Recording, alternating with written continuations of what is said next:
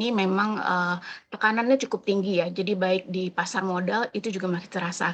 Jadi kalau kita perhatikan pergerakan pasar obligasi saat ini, memang kepemilikan asing itu cenderung terus menurun ya. Kalau kita bisa pantau di tahun lalu itu kepemilikan asing ada di level 19%, kemudian untuk saat ini sudah berada di level 16%. Jadi kita lihat sebenarnya pasar modal yang tergerus karena kondisi global ini tidak hanya di pasar obligasi, tapi juga di pasar saham. Meskipun kalau pasar saham kita masih melihat masih ada net inflow ya kalau kita bandingkan sepanjang tahun ini.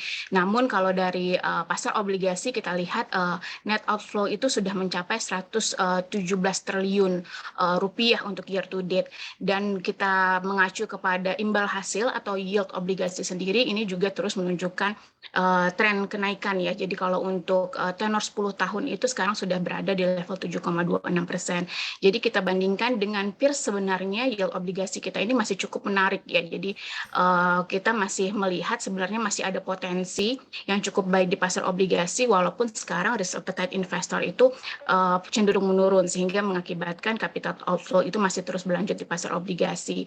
Jadi ke depannya kita melihat potensi tekanan yang masih cukup tinggi terutama dengan kebijakan The Fed yang masih hawkish ini akan terus mempengaruhi pergerakan dari pasar keuangan domestik ya, baik itu di rupiahnya nanti masih akan ada kecenderungan untuk melemah. Kemudian kita lihat di pasar sahamnya juga masih ada potensi outflow.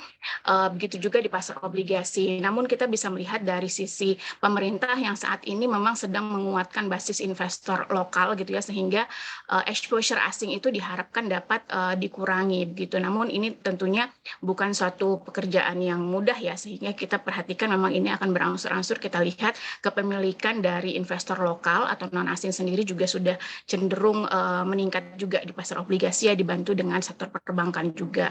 Jadi kalau kita pantau ke depannya memang dari sisi The Fed ini akan menjadi faktor risiko utama dari eksternal karena kemarin kita melihat The Fed dot plotnya ini atau mostly dari Fed membersnya ini memang masih akan menaikkan suku bunga acuan ke depan. Jadi kalau kita tarik ke belakang itu sepanjang tahun 2022 The Fed ini kan sudah menaikkan suku bunga acuan secara total itu sebesar 150 basis points. Jadi di meeting Maret itu The Fed menaikkan FFR-nya di 25 basis, kemudian di meeting Mei juga naik 50 basis dan kemudian di Juni secara agresif naik lagi 75 basis points. Nah, kemudian nanti di meeting Juli diperkirakan juga The Fed masih akan menaikkan suku bunga secara agresif sebesar 75 basis point. Implikasinya apa? Jadi kita lihat implikasinya tentunya akan membuat potensi kenaikan US Treasury yield ke depan. Jadi biasanya dengan The Fed yang cenderung menaikkan suku bunga, kemudian dari sisi US Treasury notes-nya juga naik, ini akan berpengaruh ke pasar obligasi domestik. Jadi ke depannya kita lihat memang meskipun dari sisi yield-nya kita masih relatifly lebih menarik atau lebih atraktif dibandingkan peers, tetap ada tekanan eksternal ya, di mana kemungkinan yieldnya juga akan cenderung tinggi, apalagi dengan kita lihat sekarang berbagai asumsi dari indikator marketnya juga sudah mulai menunjukkan tren peningkatan lagi gitu ya. Jadi kita memang berharap saat ini penguatan basis investor lokal itu dapat menjadi salah satu